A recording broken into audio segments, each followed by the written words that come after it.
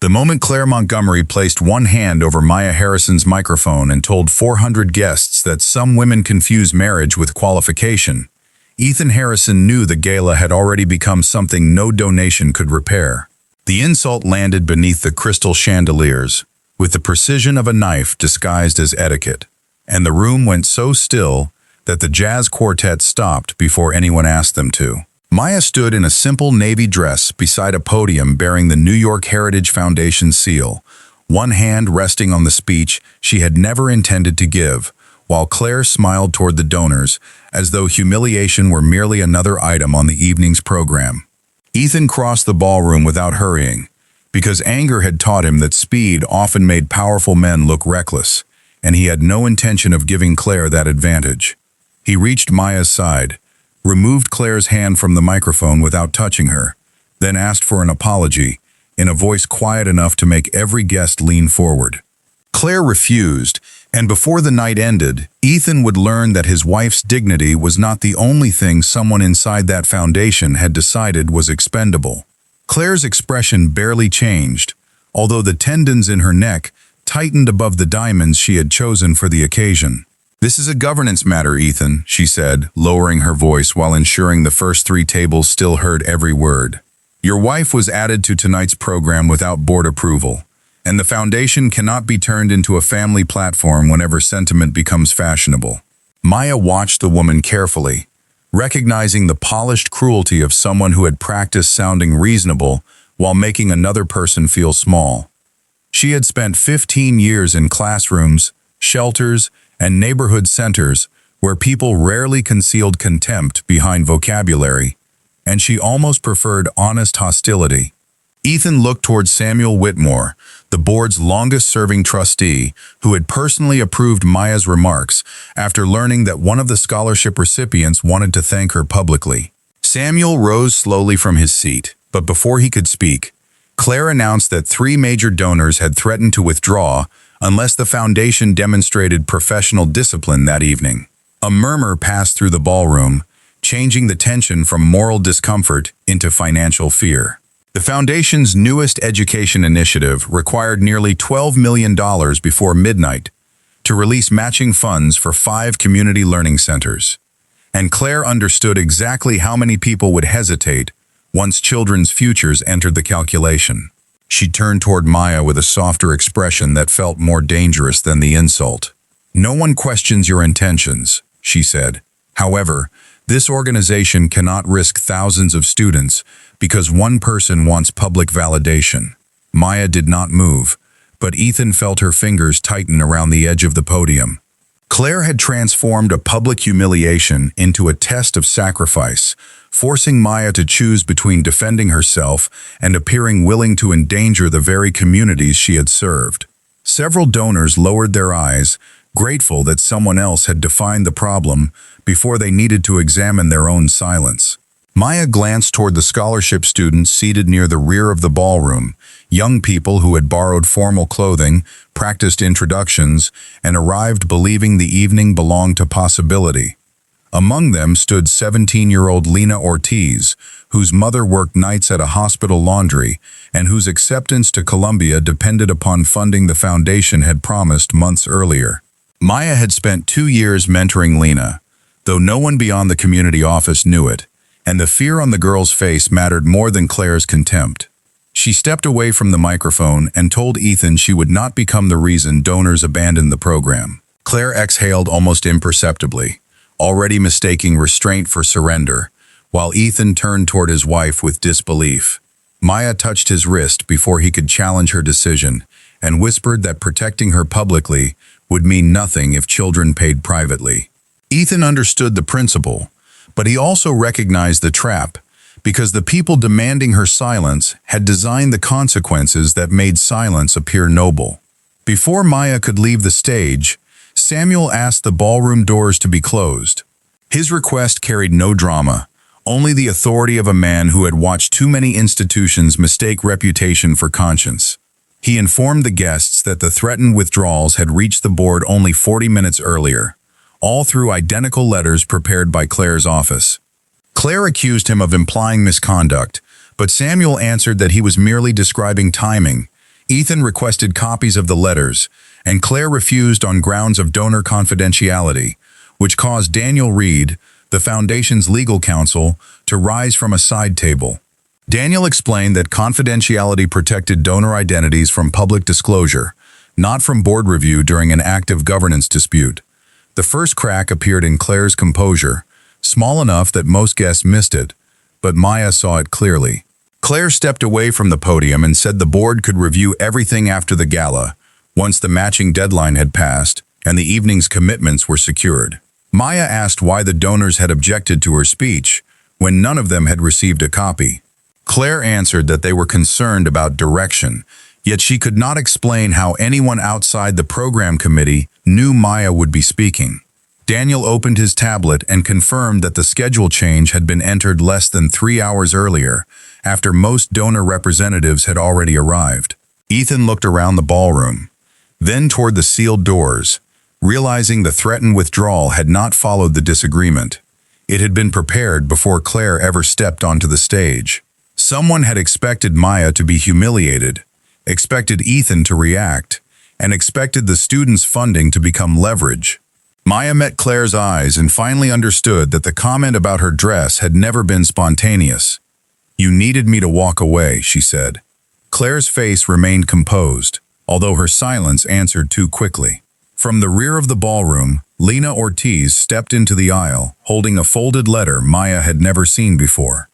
The girl's hands trembled as she approached the stage, while Claire's assistant moved to stop her, and Samuel ordered him aside. Lena said the letter had been delivered to every scholarship finalist that morning, warning that public controversy involving Maya Harrison could jeopardize their awards. Ethan took the page and read the unsigned message once, then again, as the room's discomfort hardened into something far more dangerous. The gala was no longer deciding whether Claire owed Maya an apology. It was deciding why a foundation devoted to opportunity had threatened children before the evening even began. Lena remained beside the stage while Daniel photographed the letter and asked whether every student had received identical language. Nearly all 12 finalists raised their hands, some reluctantly, others with the stunned anger of young people discovering that adults had involved them in a conflict they did not understand. Claire insisted the communication had not come from her office, yet the footer contained an internal program code used only by the executive administration team. Her assistant, Colin Mercer, denied sending it and offered his phone for inspection, a gesture so immediate that Daniel became more suspicious rather than less. Maya watched Lena trying not to cry and stepped down from the stage, placing herself between the students and the donors who had begun whispering about scandal. She told them their scholarships would be honored regardless of what happened that evening, although she had no authority to make that promise, and no certainty Ethan could cover the entire program without creating further legal complications. Ethan heard the promise and supported it publicly, committing his personal funds as temporary security if the matching agreement failed. Several guests applauded, but Maya did not, because she understood how quickly a billionaire's rescue could allow the institution itself to avoid responsibility. She leaned close enough that only he could hear and reminded him that money could keep the students enrolled, but it could not explain why they had been threatened. Ethan nodded, accepting the correction without defensiveness, then asked Samuel to convene an emergency board session inside the adjoining conference room while the gala paused. Claire objected that removing the board would create panic among donors, and Maya answered that panic had already entered the building through letters sent to children. The sentence carried no theatrical force, yet the people nearest them stopped speaking. Inside the conference room, Daniel displayed the metadata recovered from Lena's document. The letter had been created on a foundation computer, registered to the communications suite, then exported under Colin's credentials at 6:12 that morning. Colin maintained that he had been home, and security records confirmed his badge never entered the building. Claire suggested someone had stolen his password, but the file required a biometric confirmation from a terminal located inside her private office. Samuel asked whether she had worked early that morning, and Claire admitted arriving before 6 to finalize donor materials. The evidence did not prove she authored the threat, but it eliminated coincidence with brutal efficiency. Claire folded her hands and changed strategy. She acknowledged authorizing a contingency communication after learning Ethan intended to add Maya to the program without full board consultation. According to her, the wording was drafted to prepare students for possible funding delays, not to frighten them, and Colin must have released it prematurely. Colin looked at her as though she had struck him. He admitted preparing several neutral notices at her request, but insisted none mentioned Maya or public controversy. Claire's gaze warned him to reconsider, and the room witnessed the exact moment loyalty became coercion. Maya recognized the look, because she had seen it in community organizations where younger employees carried decisions made by people protected from consequence. Daniel asked Colin to wait outside while the board reviewed the donor letters. 3 organizations had indeed threatened withdrawal, but each letter cited recent concerns regarding program accountability, rather than Maya's speech, clothing, or role. The complaints focused on a proposed real estate partnership involving the Foundation's learning centers, a project Claire had championed for nearly a year. Under the plan, the Foundation would transfer 5 aging community properties to a private development consortium, then lease renovated space back at reduced rates. Claire described the arrangement as modernization without capital expense, yet Maya knew the neighborhoods involved and understood that the properties sat inside rapidly gentrifying districts. She asked what would happen after the initial 10-year leases expired, and Claire answered that future boards could renegotiate. Samuel requested the financial model, but Claire said it remained under review. Ethan asked whether the same consortium had purchased nearby residential buildings, and Daniel confirmed that 2 affiliated entities had acquired more than 300 apartments surrounding the learning centers. The boardroom fell silent as the strategy became visible. Foundation properties would anchor redevelopment, rising rents would displace the families using the programs, and the organization would eventually lease back space in neighborhoods no longer affordable to its original community. Claire defended the proposal as practical, arguing that sentiment could not repair failing buildings or compete with institutional investors. Maya asked why the threatened donors had mentioned accountability, and Daniel revealed that each organization had received an anonymous summary of undisclosed relationships between Claire and the development consortium. Claire's composure broke for the first time. She accused Maya of orchestrating the leak, claiming no one else possessed enough neighborhood knowledge to challenge the project so precisely. Maya answered that she had never seen the donor complaints and had learned about the redevelopment only minutes earlier. Ethan studied his wife's face and believed her, but belief alone could not satisfy the board. Daniel explained that the anonymous report included internal projections available only to senior leadership, along with photographs from private property inspections. Someone inside the foundation had tried to stop the deal before the gala, and Claire had apparently expected Maya to become the easiest explanation. A knock sounded at the conference room door before anyone could respond. Olivia Grant, Maya's longtime program coordinator, entered holding a portable hard drive and looked directly at Claire. Olivia said she had copied the redevelopment files after discovering that attendance data from the 5 centers had been altered to make the programs appear underused. Claire called the accusation absurd, but Olivia produced original sign-in records showing nearly 40% more families than the board reports reflected. She had planned to bring the evidence to Maya after the gala because she trusted her not to bury it. Yet someone entered her office the previous night and searched the locked cabinet where the records were kept. Olivia believed the scholarship letter had been designed to isolate Maya, damage her credibility, and ensure no one would believe the evidence once it surfaced. Claire turned toward Maya with controlled fury. "You brought her into this." Maya shook her head. "No, you made her afraid enough to stop protecting you." Then Colin opened the door without permission, his face pale, and told Daniel that the Foundation's primary server had begun deleting the redevelopment archive remotely. Someone outside the building was erasing the evidence while every senior officer sat inside the same room. Daniel ordered the network disconnected before the deletion reached the mirrored backup, while Colin called the Foundation's cybersecurity contractor and Samuel notified the board's independent auditor. Claire demanded that Ethan prevent the gala from becoming a criminal spectacle, But he told her the spectacle had begun when students were threatened to conceal a property scheme. Maya remained beside Olivia, who stared at the hard drive as though it contained more danger than data. She asked whether anyone else knew about the copied files, and Olivia admitted telling only one person, Marcus Bell, the Foundation's Director of Community Operations. Marcus had supervised the 5 learning centers for 7 years and understood exactly how the redevelopment would affect local families. He had promised to bring the matter to Samuel, yet he had not appeared at the gala and had stopped answering calls shortly before noon.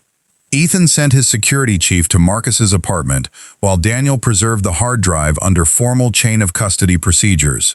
Maya objected when 2 board members suggested suspending every program employee until the leak was identified, arguing that collective suspicion would punish the lowest-ranking people while those with authority controlled the systems. Her words reminded Ethan of how quickly institutions reached downward when frightened, and he withdrew the proposal before it became a vote. Claire accused him of allowing marriage to replace judgment, but Ethan answered that judgment required evidence rather than convenient targets. The exchange carried the weight of something larger than their immediate dispute, because Maya realized he was defending a principle she had spent years practicing without recognition. The security chief reported that Marcus's apartment door stood open and his laptop was missing, although there were no signs of forced entry or violence. His sister had received a message that morning claiming he needed time away after making a serious professional mistake. Language, she said, did not sound like him. Claire suggested Marcus had altered the attendance records and fled after attempting to blame her, a theory plausible enough to unsettle several trustees. Olivia rejected it immediately, explaining that Marcus had fought for those centers through budget cuts, storms, and a pandemic, often sleeping in offices when families needed emergency support. Claire replied that devotion did not prevent fraud, and Maya quietly agreed, surprising everyone. She said character deserved respect, but never exemption from evidence, then asked Daniel to trace the message to Marcus's sister. The message originated from Marcus's phone near LaGuardia Airport, while parking records showed his car had entered a long-term garage 2 hours earlier. Ethan's security team located the vehicle and found Marcus inside, unconscious but breathing, after apparently inhaling fumes from a damaged exhaust line. Police and emergency responders arrived within minutes, and the initial evidence suggested either an accident or an attempt to make one appear. Maya closed her eyes when she heard he was alive, then steadied herself, because relief could not replace vigilance. Whoever had accessed his phone, removed his laptop, and sent the message had expected the board to interpret disappearance as guilt. Claire sat apart from the others, her expression unreadable. Maya watched her closely and noticed something that complicated the easy conclusion. Claire seemed genuinely shocked by Marcus's condition. The woman had manipulated the gala, threatened students through reckless language, and concealed financial relationships. Yet fear entered her face when Daniel mentioned the damaged exhaust. Maya asked whether anyone connected to the development consortium had authority over foundation security vendors. Claire hesitated before admitting that Adrian Vale, the consortium's managing partner, had recommended the contractor responsible for building access, cameras, and vehicle tracking. Ethan recognized the name as a financier known for acquiring distressed nonprofit property through layered partnerships, although Claire had described him publicly as a philanthropic developer. Daniel recovered a private message thread between Claire and Adrian from Olivia's copied files. Their conversations proved Claire expected a future consulting role with his firm if the redevelopment succeeded, a conflict she had never disclosed to the board.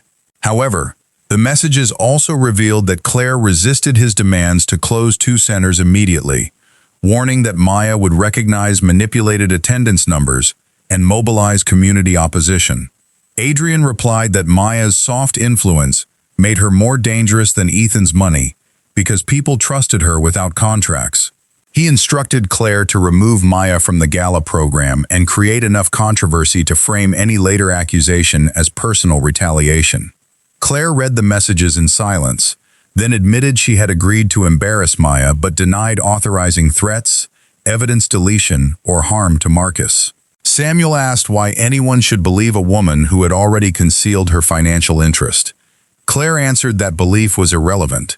The messages showed Adrian had begun acting without her consent once she refused to accelerate the closures. Maya looked at the timeline and saw the deeper trap. Claire had believed she could control a corrupt partnership while preserving the programs, just as Adrian believed he could control Claire through ambition. Each had treated the communities as pieces in a negotiation, and now one participant had crossed a line the other could no longer excuse. Colin's phone vibrated with a message from Marcus's number, containing a photograph of Lena Ortiz standing outside the ballroom doors beside her mother.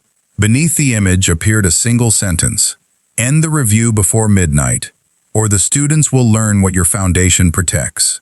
Ethan moved toward the door, but Maya caught his arm and told him panic would expose the children more quickly than caution. She asked security to bring every scholarship family inside the secured ballroom, then requested that the gala guests remain because evacuation could create an uncontrolled crowd.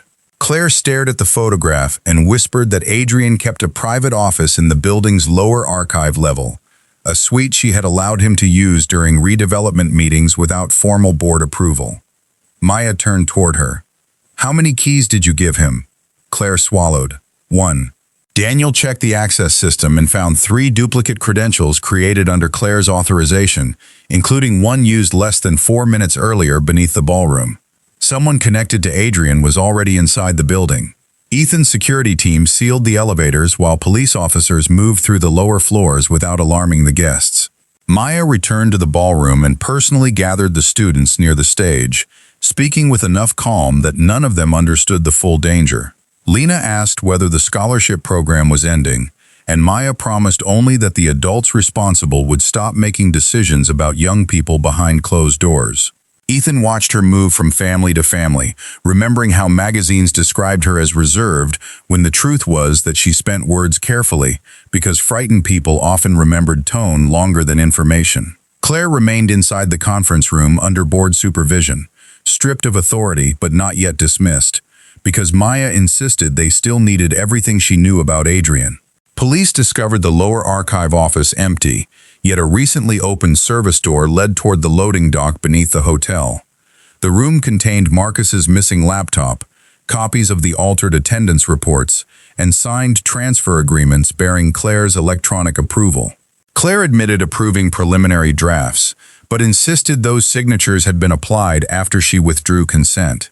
Daniel verified that the timestamp matched the morning of the gala, when Claire's credentials were used from a device outside the foundation network.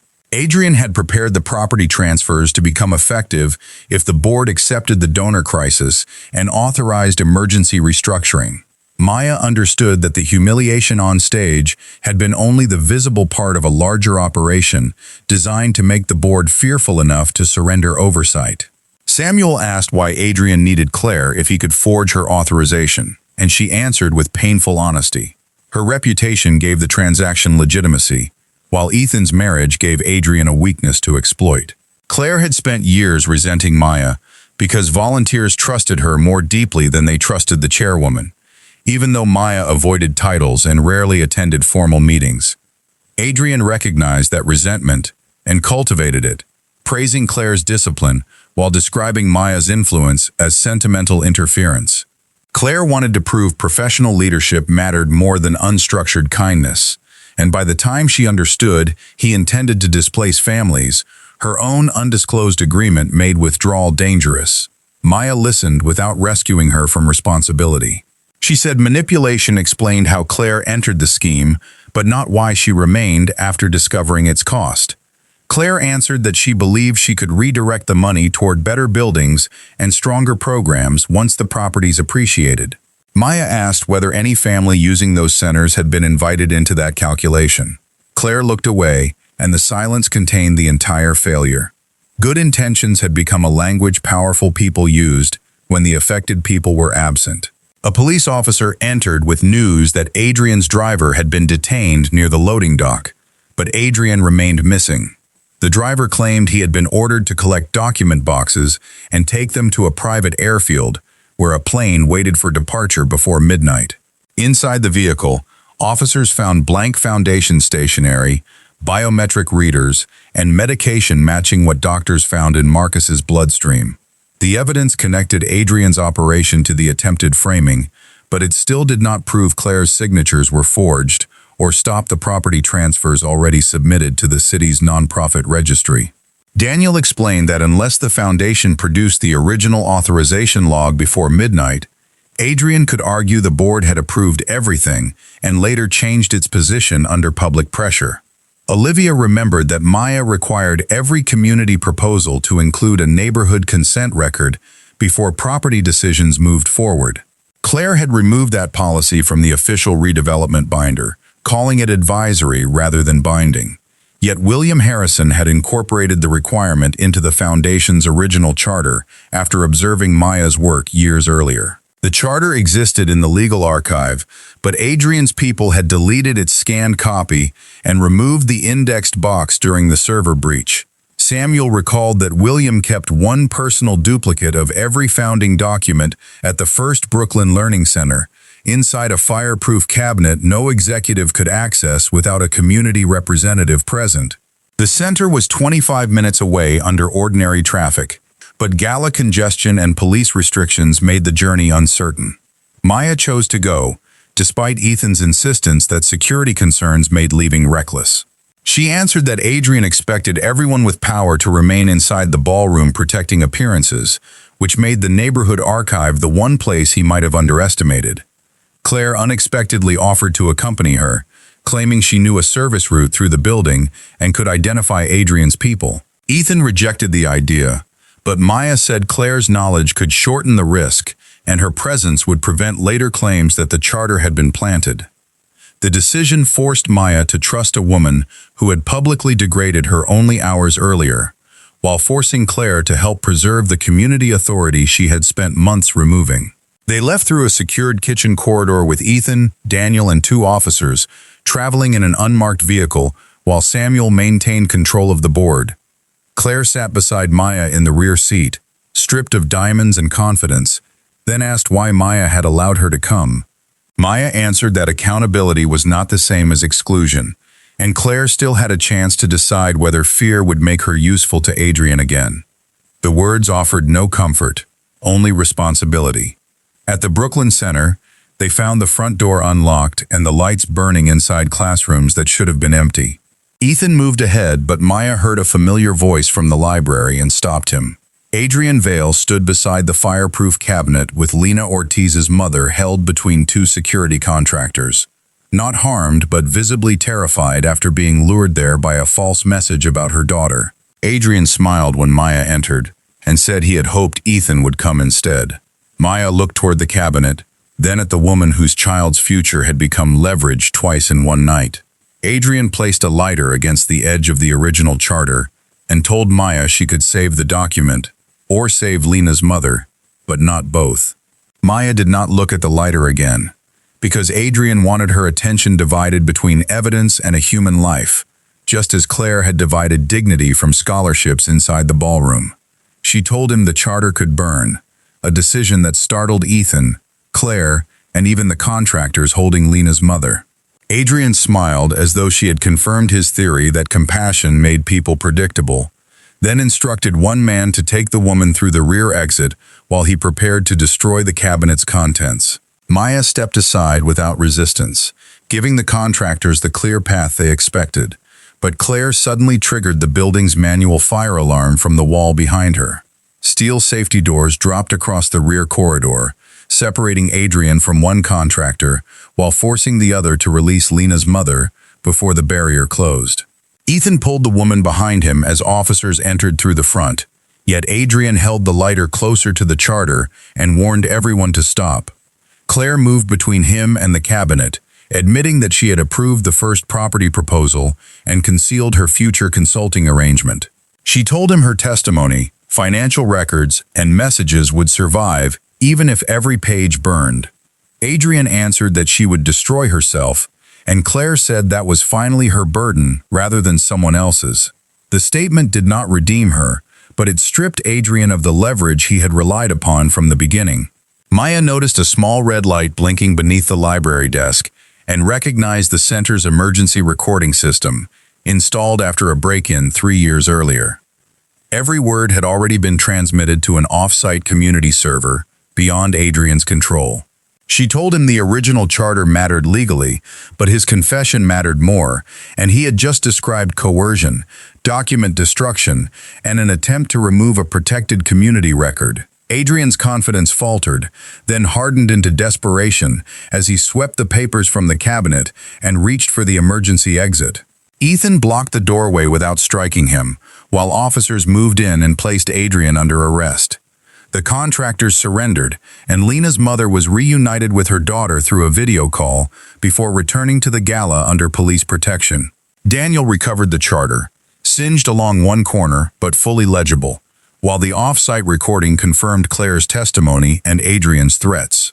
The document required written approval from community councils before any foundation property could be sold, leased, or transferred, making every redevelopment agreement legally void.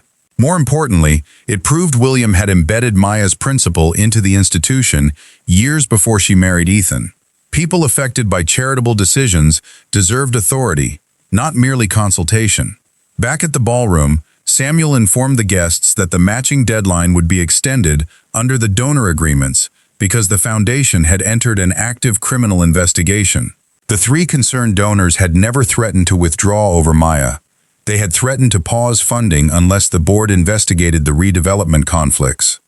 Claire had distorted their letters, believing fear would secure approval before anyone examined the details. Adrian then escalated the scheme when she hesitated, using forged signatures, manipulated data, and intimidation to force the transfer through. When Maya returned with Lena's mother, the ballroom rose instinctively, but she asked everyone to sit. She refused to let applause transform danger into entertainment, or turn her into the evening's hero, while employees and families had carried the real risk.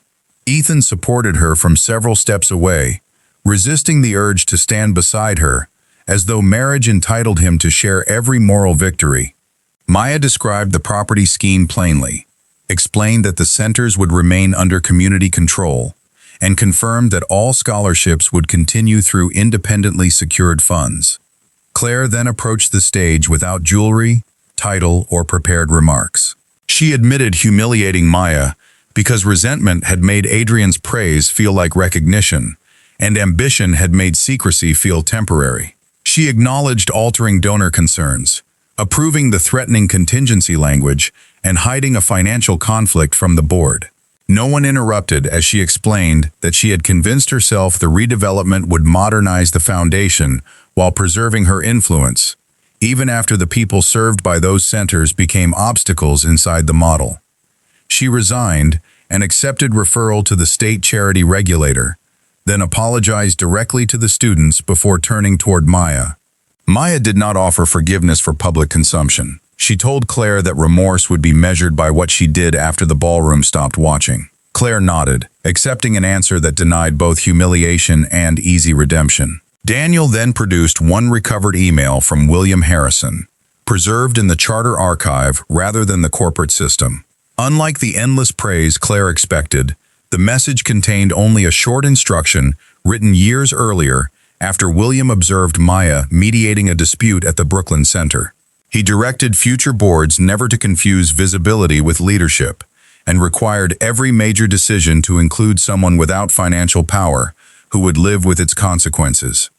Ethan read the words silently, then passed the page to Samuel, instead of turning his father's message into a tribute about his own family. The board voted unanimously to void the redevelopment plan, remove Claire, and place the foundation under temporary independent governance.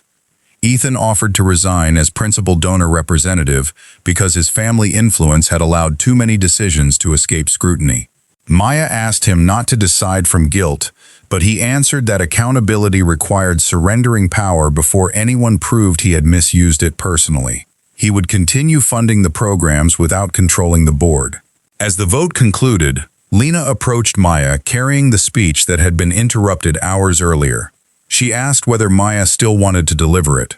Maya looked across the ballroom at volunteers, students, donors, employees, and families who had watched the evening strip prestige away from leadership.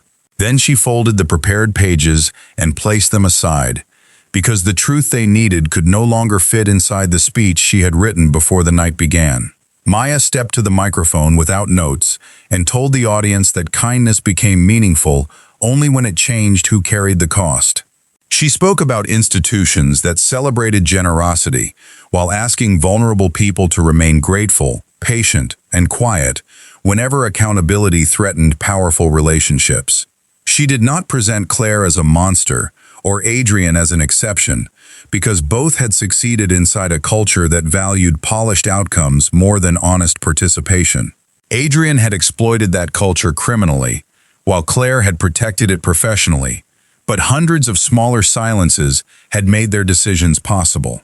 She described Lena's fear after receiving the scholarship warning and reminded every donor that young people should never be turned into leverage for adult reputations. She thanked Olivia for preserving attendance records, Colin for refusing to accept blame, Marcus for challenging the redevelopment, and the community leaders who had insisted years earlier that property decisions required local consent. Her words redistributed attention away from the billionaire, the Gala chairwoman, and herself, placing it instead upon people whose names rarely appeared on invitations.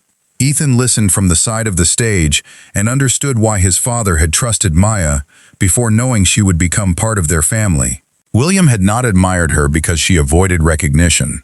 He admired her because she never allowed recognition to replace responsibility. Ethan had defended her dignity immediately, yet the evening taught him that public loyalty was only the beginning. He had spent years funding communities while retaining the authority to define what they needed, a gentler form of the same imbalance Maya had challenged. When Maya finished, Samuel announced a new governance structure requiring elected community representatives to hold permanent voting seats on the foundation board. Property decisions would require approval from neighborhood councils. Employee advocates would participate in misconduct investigations, and scholarship commitments could never again be threatened through administrative discretion. The reforms mattered more than the applause that followed, because they transferred power rather than merely praising humility. Marcus recovered fully, and later confirmed that Adrian's contractor had drugged him after he refused to surrender the original attendance records. He returned to work under independent supervision and accepted no public honor, asking instead that the centers receive permanent emergency funding. Olivia became Director of Community Accountability, while Colin testified before regulators and helped rebuild the foundation's communications policies. Adrian faced charges involving coercion, fraud, unlawful confinement, evidence destruction, and attempted transfer of charitable property. Claire cooperated with investigators, forfeited the consulting compensation promised by Adrian, and accepted a multi-year prohibition from nonprofit leadership. Months later, she began volunteering at a neighborhood center under a program that did not allow her to use the foundation's name or present herself as a former chairwoman. Her first assignments involved stacking chairs, preparing meals, and entering attendance records under the supervision of people she had once treated as background. Maya visited the center several times without approaching her, allowing change to occur without an audience or a reward. Forgiveness, she believed, should never become another stage upon which the person who caused harm received the most attention. The following year, the gala returned in a smaller community auditorium rather than the Heritage Ballroom. Teachers sat beside donors, students introduced programs they had helped design, and every financial presentation included testimony from families affected by the decisions. Maya declined the chair position again, but she accepted a rotating advisory seat with a fixed term and no special authority. Ethan attended as one donor among many, having transferred his family's permanent voting privilege into an independent public trust. Lena Ortiz opened the evening wearing the same borrowed earrings she had worn 1 year earlier, though her confidence had changed so completely that no one noticed anything else. She had completed her first semester at Columbia and returned each weekend to mentor younger students at the Brooklyn Center. Before presenting the first Community Leadership Fellowship, she asked Maya to join her near the stage. The recipient was Lena's mother, Elena Ortiz, honored not for surviving Adrian's threat, but for organizing a citywide network that helped working parents participate in nonprofit governance meetings. Elena accepted the award with trembling hands and said she had spent years believing decisions belonged to people who understood contracts, wealth, and formal language. Maya had taught her that experience was also expertise, especially when policy entered someone's home, school, or neighborhood. After the ceremony, Ethan found Maya outside beneath the auditorium's modest awning, watching students carry leftover food toward a community van. He told her that 1 year earlier, he believed defending her publicly was the most important decision he would make that night. Maya asked what he believed now, and he answered that defending someone meant more than standing beside them when others could see. It meant changing the structure that made defense necessary, even when the change reduced his own importance. Maya slipped her hand into his, not because the answer erased every imbalance, but because he had spent the year proving he understood it. They walked toward the van together and helped load boxes while guests departed without photographers recording the moment. Inside the auditorium, William Harrison's single preserved message appeared beneath the foundation's new charter, beside the names of the first elected community trustees. The sentence contained no praise for wealth, legacy, or sacrifice. It offered only the principle that had survived humiliation, danger, and ambition, because enough people finally chose to carry its cost themselves. Character is not what we celebrate when kindness is easy. It is what we protect when doing so requires us to give something up.